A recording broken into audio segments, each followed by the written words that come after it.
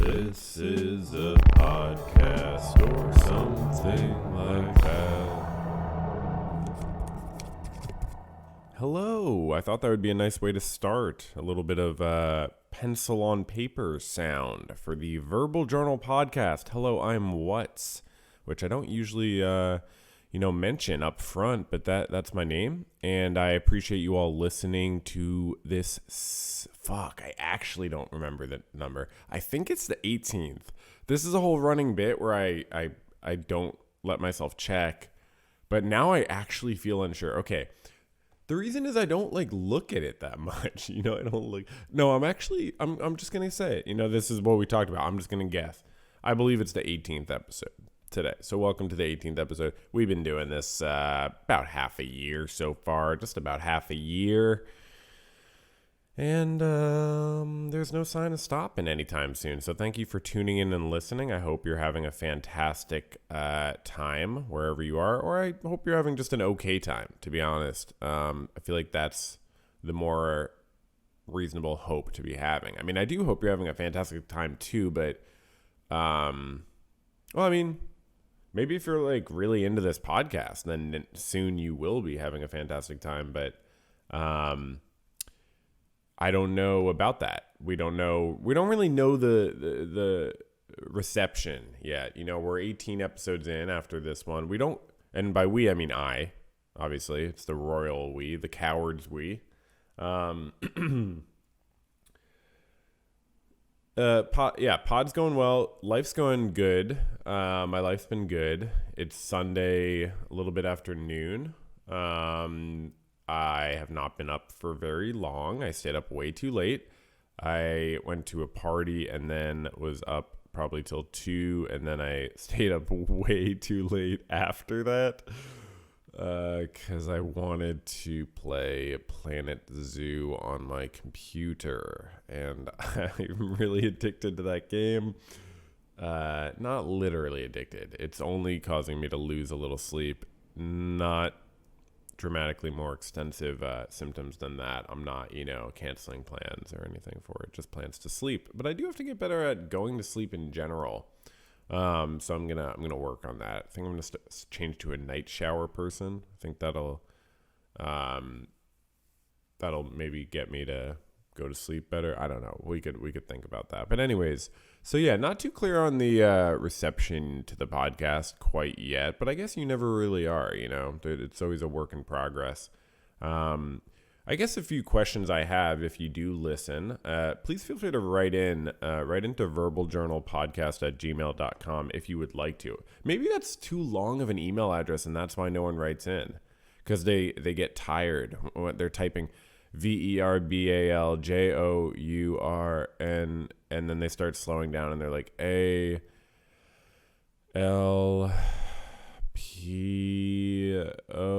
and they're like, I just can't even do this anymore. So that's probably why I don't get a lot of people writing in. But you can write in. And one thing I'd like to know is do you listen to it? Do you like listening to it? What do you like about it? What do you not like about it? What do you, I'd also wonder if people listen to the old episodes or what but anyways, not to get too meta and talk about the podcast on the podcast, but it is a journal. It is literally, I do take that name somewhat literally. Consider it just like a time to, as we in the therapy biz say, process our feelings and information. And, that's sort of taken on what's the word for it? It takes on sort of like a cheesy air in a certain way. But, I think nouns can be turned into verbs. That's legal. You're allowed to do that. That's normal. Processing things, we do that all the time. My friend lamped into the room, there are so many examples of that.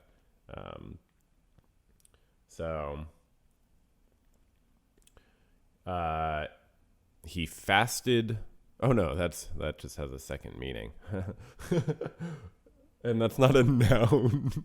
Fast is an adjective. You could say, I can't it's so hard to on the spot think of good examples. not music. Wind. No, wind can change to wind if you know, but that's not the same thing. Well, smoke is something that's a noun, but is that the same thing? Because is that technically a different meaning? Paint. I mean, maybe that's a good example. Paint. Paint is obviously a noun, and then it's also a verb. So yeah, isn't process the same? It's just an abstract word. It's not, so concrete. It's not such a concrete definition, but you still are taking a noun and turning it into a verb. So anyways, that's my 60-second defense of the use of the word process. That was just a small segment, an impromptu segment in the pod. Speaking of segments, let's get on to some of our segments. We are now about 6 minutes in. First informal segment is when I process information related to how many views the new video is getting. And I just want to say it's really wild because it's been continuing to get an absurd amount of views. It hasn't slowed down. I'm now over 3 weeks out from releasing the video, and it just it hasn't slowed down, and it speeds up. I mentioned this on the last one or the one before. I think the last one. It speeds up at night. And now I've noticed it's actually very consistent. 12 a.m. my time, Eastern Standard Time, US. 1 a.m., 2 a.m. It speeds up absurdly. So, I'll just quickly, in the past, with previous videos, if I got a few hundred views an hour on that video or all my videos, that's really, really good. 500 views an hour, insanely good. Wow, holy crap. But this Breaking Bad video has been getting 2,000 views an hour during the daytime for weeks. And then in these in these hours, in the dark of the night, 12 a.m., 1 a.m., 2 a.m., 3 a.m., it goes up to, I shit you not, this past week, 8,000, 9,000, and it broke 10,000 views in an hour. I took a screenshot the other day. It broke 10,000 views in 1 hour. And y'all, I was saying about the watch time going up, that stayed consistent. When I dropped the video, it had an average watch time of 20 minutes, which was normal for me.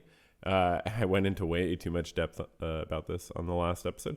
And then it's gone up to an hour. And so it's still literally a 1 hour watch time. So not only so many views. So, oh my God, YouTube's already rounding up to 2 million. It has 1,952,215 views. And because of the watch time, the total watch time on the video is 1.4 million hours. I saw that it broke 1 million hours the other day, and I was like, what? 1 million hours. 1 million? This is me processing information. I'm sorry, but this is thousands of hours of human beings listening to my voice. And literally the watch time is staying consistent, slowly going up. From last weekend, from Sunday, the last episode, it was 57 minutes average watch time. Now it's 1 hour and 5 minutes. Oh my gosh, y'all. It's just, I'm so happy that I made something that so many people want to experience. And I gotta say, y'all, I think a lot of it has to do with the editing and the I know that I structured the script in a very freewheeling sort of way that definitely does rub some people the wrong way and other people love it. But still there is sort of, I don't know, there's sort of coherence to it. There are a lot of essays tackle one specific topic, so it's not too challenging to have coherence when you're like my video about Jimmy as an artist or something like that, or redemption. It's it's not too hard. Or revenge. It's I tried to do that most of the time, just have a relatively specific thing. And that kind of keeps you grounded, but you still can get off track with that and so on. But I don't know. Yeah. I don't watch a lot of other video essays, but I just saw one the other day and I was like, whoa, they didn't there was certain things I just took for granted that I did that they didn't do. Just the use of clips. I was so intentional about the use of clips. I go so many minutes without even showing a clip sometimes. And I was, yeah, or like not showing a clip, like playing the audio, like a full clip with the audio and stuff. Anyways, so yeah, so that's the update with the channel. Channel's been going good. Yeah, very happy about this. It's genuinely bizarre and wild, and yeah, a reason that a lot more people could potentially be listening to this very podcast. And it's all about the Verbal Journal podcast. We know that, million this, million that. It's all, at the end of the day, it's all about the Verbal Journal podcast. I think that's something we can all agree on. And speaking of all of us agreeing on things, let me check the Verbal Journal podcast email box. So again, that's Verbal Journal podcast at gmail.com. Okay. Sorry, I was just looking at my actual email. Some sort of, okay, want a few insurance claims hit, they process. That's actually called processing. That's really funny. Yeah, it literally in my email it says the following claim has been processed and the payments have been applied to the client's deductible. I get those sort of updates and stuff, so I can, then figure out what I need to send the client as an invoice and stuff when it processes to their deductible. And my landlord's, like someone working for my landlord, like who's a helpful person, actually, like responded to an email today. Like, bro, it's Sunday. Like I emailed you on Friday. Like I'm not it's not urgent. You don't have to email me on Sunday, please, for the love of God.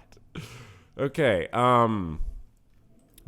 Yeah, that's the problem. My landlords are too responsive. Oh wow, we have a new writer into the pod, and it's Simply Snaps, the one and only. So Snaps obviously helped me with the script. So I contacted Snaps. So we've been sort of, I guess, online friends, you could say. And she's just like very knowledgeable and intelligent. And I really appreciate her perspective about a lot of things. So I was like, okay, I was writing the Breaking Bad script, and I was like, I got to the point, it was sort of the point where I talk about his suicidality.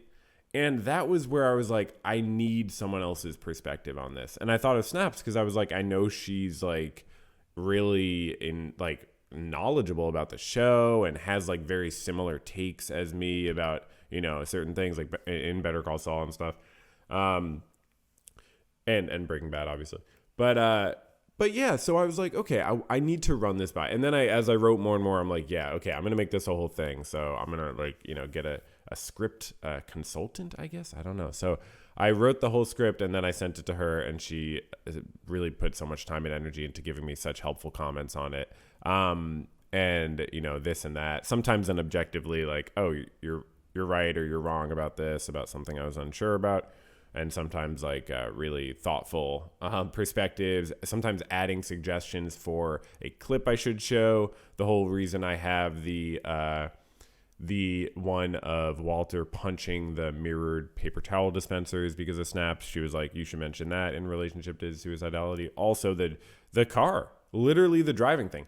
Now, I don't know, would I have thought of that at some point later in the process? Maybe, but I didn't have it in the script, and I wouldn't count on that. So yeah, she was very helpful. Even stuff like and by the way, you could we have our like 2-hour conversation with each other is a bonus thing. If you're a YouTube member or a Patreon supporter, which you must be if you're listening to this, basically you might have to scroll back a little bit, but that's when I posted the new video around like May 5th, like that's posted. So our conversation between me and Snaps. But yeah, she was just telling even told me something like maybe I shouldn't even say the word, but I feel like it's fine to say just for like out of context and for like science. But she told me that the word grandfathered. Actually, whoa, that's such a fucking weird coincidence. Whoa. Wow, the power of the Verbal Journal. Check this out. So I was just about to say, Snaps told me that the word grandfather, like as in grandfathered in, is has racist history to it, which I was immediately like, that makes sense. I sort of felt like something was off when I used it. And I, yeah, I remember whatever in the script I used it. So, what's weird about that is that's a fucking using a noun as a verb again, but it's a bad history. It's a weird history to it. I don't remember all the exact details, but, it had to do with, history of racism, I think, and slavery. Anyway, so Snaps, emailed into the Verbal Journal podcast. So let's see what she said here. Long-time listener, first-time caller. Thank you, Snaps. This is actually not a phone call. I do want you to know this is an email. So I just want to give a little bit of critical feedback on that front. Okay. Hey, Wes, long-time listener of the show, first-time caller. I'm actually moving to North Carolina on Monday the 29th. I'm assuming it's okay with me reading this. I assume, right? Hold on. I'm messaging you right now. Okay. I just messaged her and she said yes, she's totally fine with it. Okay, great. Hey, what's long-time listener to the show, first-time caller. Actually moving to North Carolina on Monday the 29th, and it's going to be an 8-hour drive. So I plan on listening to this podcast on the way down. Wow. Congratulations, all of us, for achieving that. Snaps is going to listen to the podcast on the way down to North Carolina. That's beautiful. I will say, Snaps, I've driven through North Carolina. I've driven around the U.S. a bunch. I've done a few different long road trips. And I've driven through North Carolina. Beautiful area. I don't know where you're moving to. I'm sure it's somewhat beautiful because most of North Carolina is either somewhat to very, very, very beautiful. Woods. I think there's some hills here and there. Actually, I have a joke about that. I have a joke. You want to hear a joke? I've only written like 3 stand-up jokes before. And this is one I probably will perform if I ever do stand-up, which is like probably 10 years down the line. It's like, okay, so I was driving through the, and I'll get to the rest of your email snaps. It's my joke is, okay, so I was driving through the, this national forest in, North Carolina, and I saw these signs for, preventing forest fires, and they have this character on them, and you probably know the character I'm going to mention, especially if you're American. I think it's definitely an American thing. But his name's Smokey the Bear, and it says, please, Smokey the Bear wants you to prevent forest fires. Please prevent forest fires for Smokey the Bear. And I definitely, obviously get the cause, but I feel like there's something really fucked up about naming him Smokey because that's everything he was ever against. Like, he's always been against smoke, and I just feel like to call him Smokey when he's dedicated his entire life to being against forest fires seems like a mean thing to do. And I say call him Smokey because I know he's a character. He's not a real person. So someone decided to give him that name. I just think that's wrong. I think that would be like if we had an anti-drunk driving fox, and we named it triple manslaughter. Okay, yeah, I think I got to tighten up the punchline. I think I have to tighten up the whole joke. Yeah, no, that was interesting. I've only told it I don't think I've ever told it like that. I've told it once or twice to myself in a much shorter version. Anyways, that's a weird joke. I'm definitely gonna listen back to that because I'm really curious how that sounds. I'm pretty sure that doesn't land at all, but you can see how that could be a good joke if I tightened it up. It has the bones for a good joke. I think I mentioned it to a friend, and I was like, "Oh, call the fox." Well, it's like, what if we had an anti-drunk driving fox and we call them Swervy? And my friend was like, "You should make it this triple manslaughter." And it really is very funny. So I just have to figure out exactly the timing on that. It's interesting how that works with jokes. Okay, so we have read very little of Snaps' email. Okay.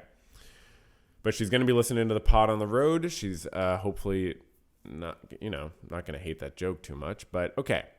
What have you been reading lately? Great question. I've been reading a book recommended to me by my therapist called The Mindful Self-Compassion Workbook, a proven way to accept yourself, build inner strength, and thrive. Right. I remember you mentioning that once in a chat.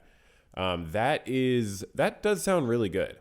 I know to a lot, I don't know if, some people listening, I always feel like I want to address this, mindfulness and self-compassion and all this stuff. People get, I think, maybe it's the same thing I was talking about earlier with the word process. People get cheesy sort of connotations with stuff, but mindfulness is scientifically proven. Literally just trying to be more mindful is scientifically proven to help you in mental and physical ways. Just literally trying to be more aware of what's going on in your mind. That's what mindfulness is. And I think some people maybe use these terms and maybe don't explain what they mean. So then the terms get a reputation or a connotation for being kind of opaque or vague. But I just always like addressing that. So it'll be interesting when we start to get more than one email in a week. I'll have to like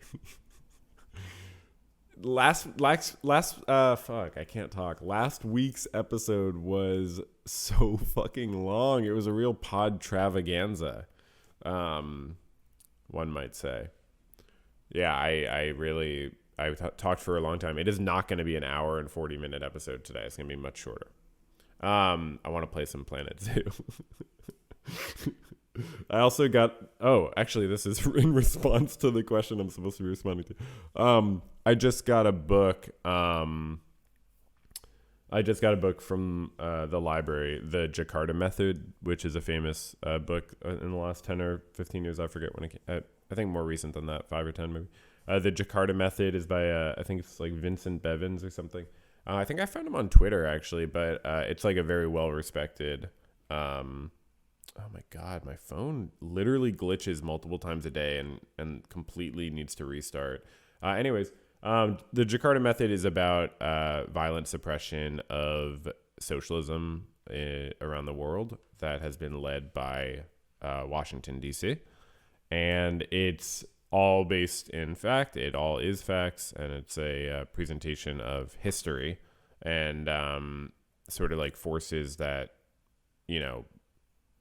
we don't usually think about. Like, I've just already learned some really interesting things about the formation of the CIA. We didn't have a CIA until after World War II, I believe. I also learned that the Department of Defense, I knew this at some point, but I'd forgotten it. The Department of Defense used to be called the Department of War. And that is such a fucking 1984 thing. I know it's like cliche to refer to 1984, but that's an actual 1984 thing. For the government to rename the Department of War the Department of Defense is just like remarkable. So yeah, the chapter, I'm just on the first chapter, and it's all about the post-World War II rise of the U.S. as like a unipolar superpower in the global landscape. So I am starting that. I also just got, I don't know if I mentioned this. I think I got it after the podcast last Sunday. I don't know why they delivered on Sunday, but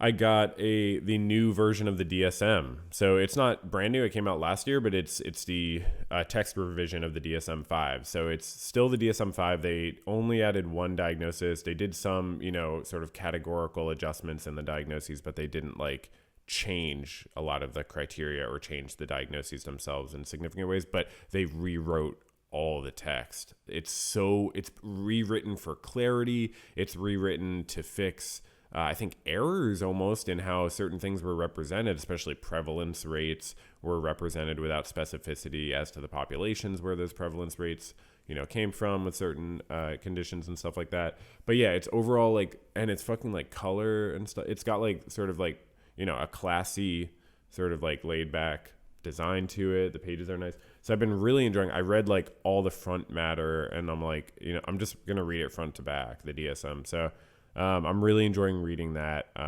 They had an anti-racist group go through the whole thing and edit it for the first time ever. They had multiple different like revision groups. It's just like reading just like intense science and the product of so many countless hours of human labor. It's really, really amazing. And then speaking of human labor, I'm also 800 pages into Capital Volume 1. I have like, I think 100 or 200 left. And that's pretty good. He's talking about the accumulation of capital, and I've mentioned this on a previous podcast. And basically how when businesses make money, they need to rely. The more money they make, basically, the more profit they make. The less they need to rely on human labor, and then just the way that capitalism creates expendable portions of the populations or portions of the populations that are treated as expendable. So those three things are what I'm reading right now. And I am trying to read a lot more. I've picked up a bunch of books recently. I don't have them in front of me. One's about like a community in the Amazon and how they've like resisted, I think, against outside forces and what's been going on there. I just want to expand my mind a lot. I am like now in a break basically between videos, and I'm definitely not rushing to start the next video. I don't know exactly what the next one will be. And I am really enjoying expanding the other areas of my life, especially professionally. This past week, I signed up for a few continuing education courses that you have to do to keep your license, but that you also kind of want to do, and it's good to do. So I found a few good ones.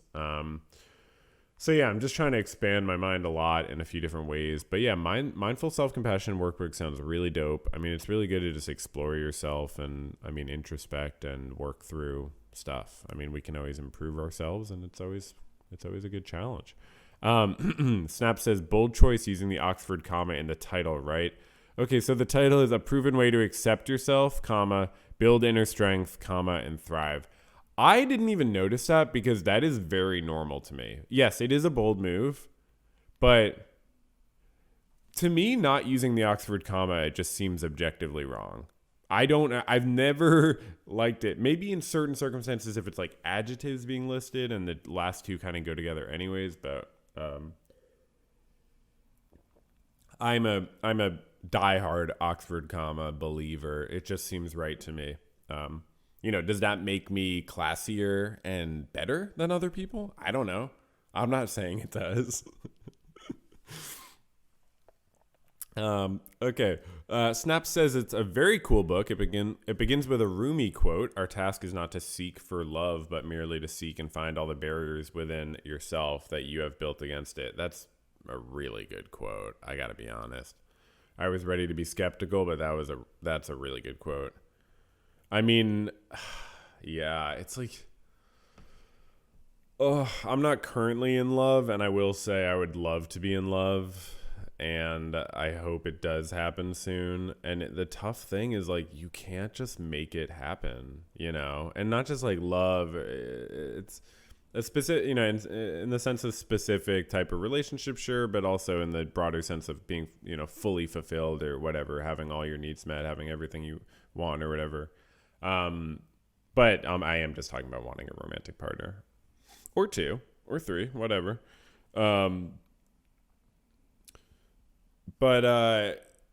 Yeah, that's a really good. That's a really good point. Like you should, it's more fruitful to focus on the stuff within your control and within yourself, and to sort of invite good experiences and good things into your life by making yourself your best version of yourself and the type of person to experience those good things that you want.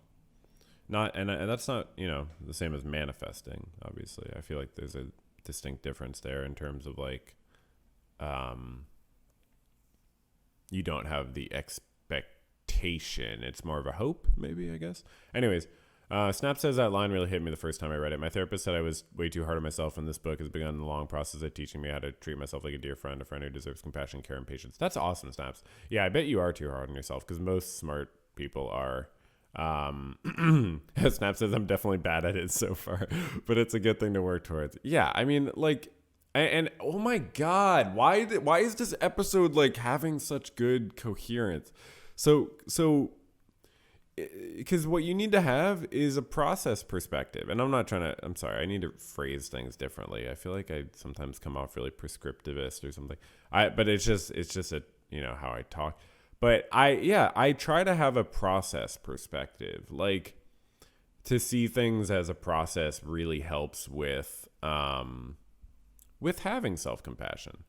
And because you realize, like, it's very sort of simple, even though it's hard, like, oh, I'm being hard on myself to try to improve myself, but it just doesn't work. It partially works, but it comes at too great a cost, usually. And there's totally valid ways to be hard on yourself. I am self-critical in like certain ways, for sure, of course, yeah. And I don't think it's, it's definitely not like, you don't have to ever feel like your self-compassion blocks out your self-criticism. I don't think people should have to feel that way. I think you can be self-critical and self-compassionate. I mean, how would I always think, how would you treat a kid? How would you treat a friend? I talk about that stuff with clients all the time. What would you do if it was someone else? It's a fucking powerful thing. It's a fucking powerful thing. Do you have any thoughts on how we can be kinder to ourselves, or maybe an example of a time in your life when you had to consciously be better to yourself? Thanks for reading. Excited for the podcast. Thank you so much, Snaps. Thank you for writing in. What's a specific time? I mean, if I make a mistake at my job, I'm definitely hard on myself. Like, if I feel like I don't provide enough of what someone's looking for. But I think that's healthy self-criticism for sure. That definitely I don't fall into like unhealthy, overly self-criticism, overly self-critical, because I just sort of think, well, I just got to do my best. Like, people kind of rely on me to do my best and understand that I might not always, be perfect about it. And if they need to find someone who works better with them, that's totally understandable. And, I can, it's sort of like easy to always kind of refocus on, well, I might as well just like try to do my best. I'm just, a flawed person. But that was not always the case. I feel like I have a much healthier perspective on this stuff than I used to. I feel like there's probably a better example, but the one I thought of was a few years ago during the George Floyd protests, and that sort of whole, what felt like a real uprising and moment in the U.S. in like it was probably August. It might have been July 2020. I was staying up like super late watching all the protests, and I should have been going to more, but like I was sort of doing it in my own way and kind of scared, I guess, of COVID and other stuff. But I had one friend who he was just like a little bit weirdly, I don't know exactly what his politics are, but he was just, he said a few things I didn't like his attitude about stuff, and it started to really get on my nerves. And he said something to me about, like, he basically repeated the sort of thing, if you remember at the time, people were saying like that some mysterious force was dropping off bricks for anti-fascists and other protesters to use as weapons and so on, and to damage property and so on. And so the idea being like there's a provocateur, and the idea being, 1 second, I have to drink water. I feel like stuff like that kind of attempts to delegitimize a movement and say like, oh, people are just angry. They're being spurred on by some sort of outside force. I don't know. It was something like that, and a few other comments. Sorry, I just had to fix something. By the way, I think it was on the podcast. It might have been recording some other bonus thing, but like my chair broke while I was recording something. There was like a piece that fell off, and I thought it wasn't a big deal at the time. It actually is a big deal. Now I'm realizing one of the arms of this chair is just completely fucked up, and I have to actually figure out how to either find multiple screws, or because I thought I saved the screws, but I might not have. Anyways, so yeah, I got upset with my friend. I basically accused him of like not really caring about like racial justice and being. I mean, I'm a white guy. He's a white guy, and like sometimes you definitely start to tell when another white person like doesn't really care about, or like I felt like he really just didn't give a fuck about Black liberation and liberation in general. And it was like really fucked up. And I was definitely triggered by just all the violence and fucked up shit going on. I was staying up till 3 a.m. taking screenshots of live feeds of protesters getting brutalized by police. I literally made a whole book of it and like printed it out for myself because I was so fucking traumatized by what I was seeing that I like wanted to keep a record of it. So now I have that. I feel like I was living in like a fucking...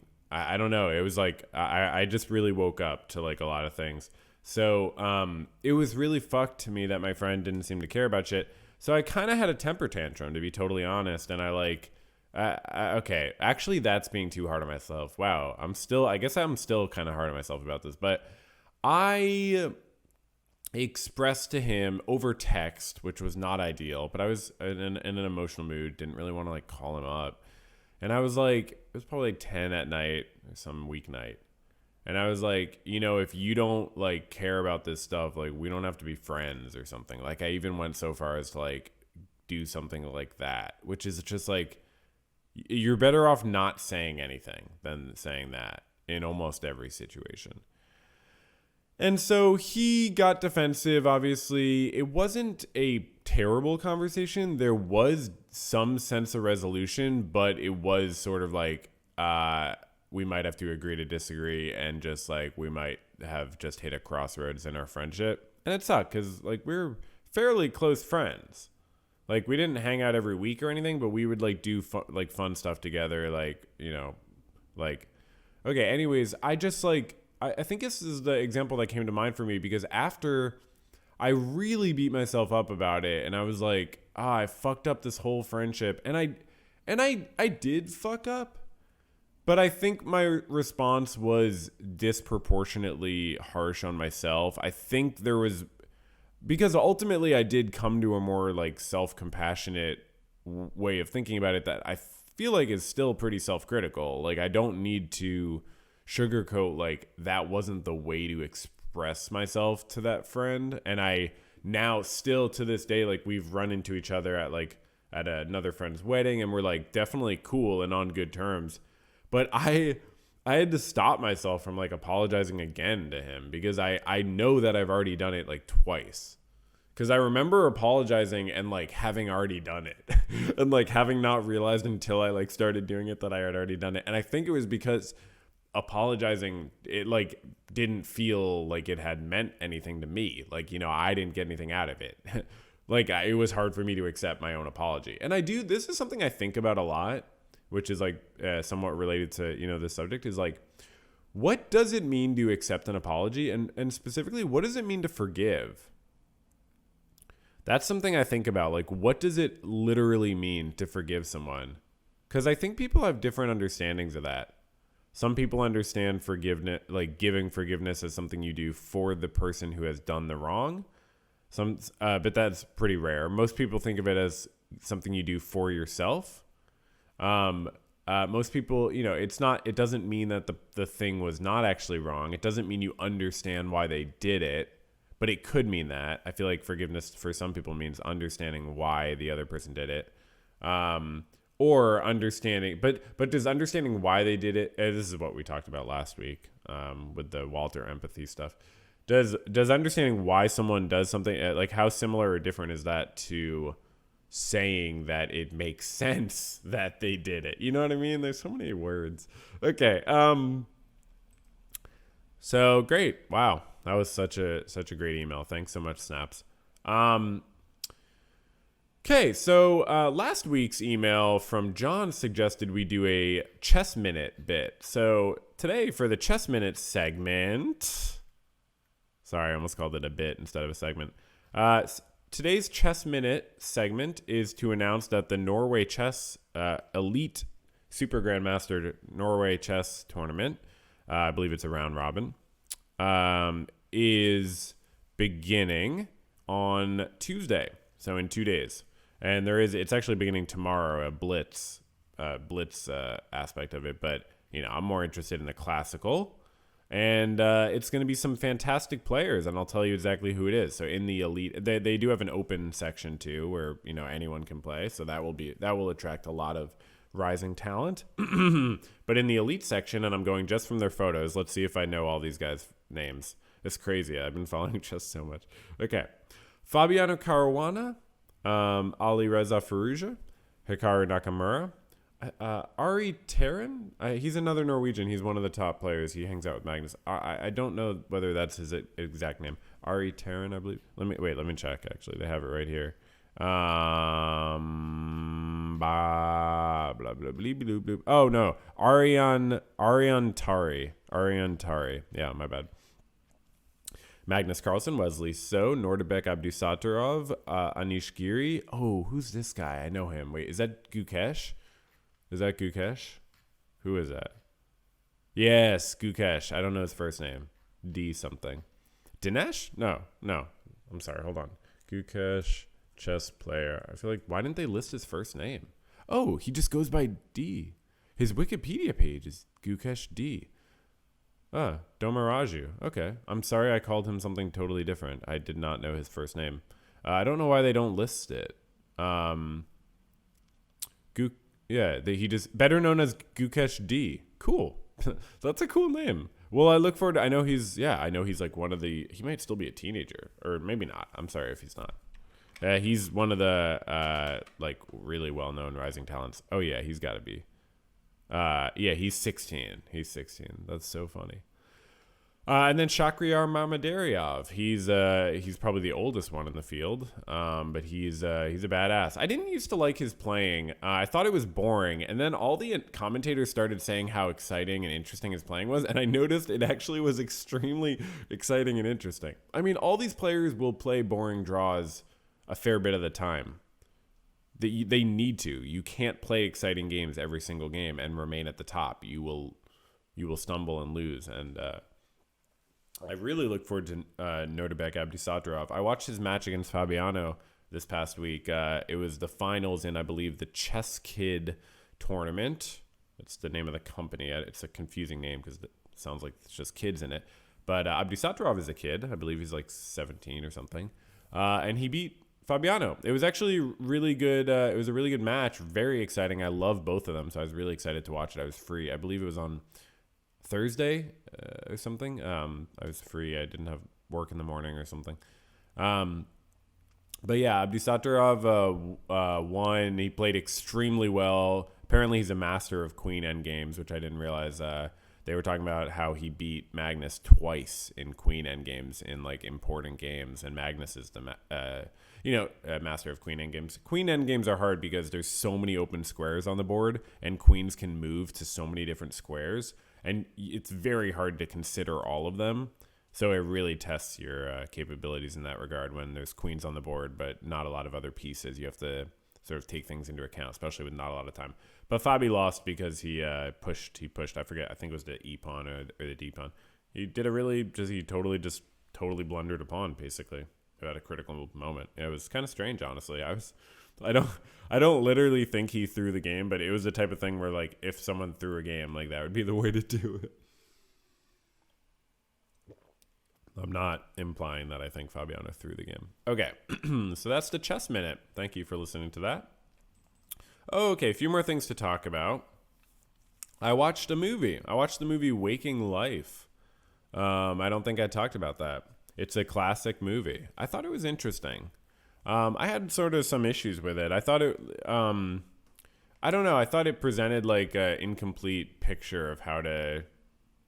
I felt like it's really it left me kind of down in a way, like in the sense of like I don't see how people watching that movie are supposed to like integrate the concepts discussed in the movie into their daily life. Not that a movie is supposed to give you a manual for how to do that. It was kind of a beautiful work of art, but it left me feeling like, whoa, they like explore all these big ideas, but it feels like they kind of give up about them. And it was really just very dark to me that the protagonist never wakes up from this dream and seems so incredibly lost and really just wants to wake up from the dream. Really just, I was telling my friend who also watched it, like, the movie's basically like that thought experiment of, like the brain in a vat or whatever, like where it's like, would you want to be in a fake reality your whole life if you could do whatever you want? And it's like, no, the protagonist doesn't want it. So yeah, it really touched me because it reminded me of times in my life where I felt like I was more lost like that and maybe like striving for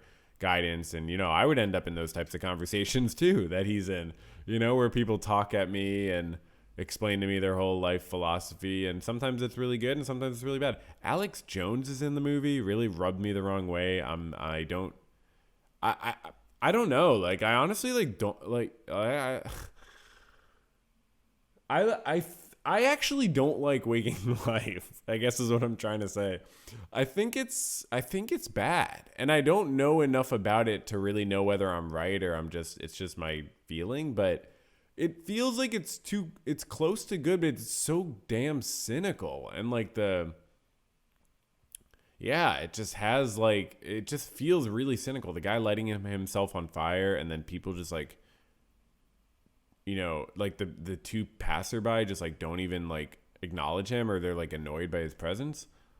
I was like, I mean, I get that this is within a dream world of the protagonist, but it's still like, are we supposed to, is that what the film thinks people are like, that they don't care at all about others? Or parts of it were very inspiring and grounded and like meaningful and relatable, and I liked the holy moments thing about having holy moments, but other parts really, I was confused by the montage of perspectives and was not I guess coherence is a word we've mentioned a few times. I didn't get a coherent perspective, which maybe doesn't matter, but more importantly, I was able to name all those players except Gukesh D, and I did know he was Gukesh. I just wasn't sure of his first name. That's pretty sick, because those are not even like those are from like the top 50, like, or the top 30. Like that's not even like just the top 10. Okay, so I know a lot of chess players. Okay, so yeah, Waking Life, interesting movie. But yeah, the one thing I wanted to say about getting all those views at 1 a.m. on my video is I'm not getting a ton of comments anymore. I'm definitely getting comments, but I can literally get thousands of views with no comments. Thousands. I think even I've gotten probably like 5,000 views, almost 10,000 views with no comments before, or like one comment or two comments. And I think that's really interesting. It makes me, especially the time of day, and that makes me think that the video is like now getting tons of views in other parts of the world. Because I have to assume it's not all like, even though a huge percent of my viewers are from the US, I have to assume it's not all US people up at 2 a.m. watching my video. But I do get a fair bit of comments, people saying they fall asleep to my video. I mean, so, which is totally cool. Okay. Wow. I can't believe it's hitting 2 million views today. Like, I literally have a video with more views than like some of my favorite YouTubers. It's just crazy. Okay, so that's pretty much it for today, y'all. I hope you enjoyed the Verbal Journal podcast. I don't think I have anything else to cover. This has been a delightful experience, and I hope you agree. And have a fantastic rest of your day, night, evening, or morning, or time. I will probably do a Planet Zoo live stream. I don't think I'll get time to today, but hopefully someday. And my zoo's really going well in sandbox mode. I can't really survive in franchise mode yet. I haven't figured out how to not just hemorrhage money. But in sandbox mode, I'm vibing, and I created the weirdest fucking park ever. It has pathways. Like, I have so many elevated pathways that crisscross over each other, because I just thought the coolest thing would be if you could go to a zoo and walk on an elevated pathway, like, over the exhibits. Like, so people are literally walking over, like, all the exhibits and, like, as low into the exhibit as you can get without, the gorillas or the giraffes kind of munching on your face. Okay, speaking of munching on your face, I'm going to finish up the pod. This is a podcast or something like that.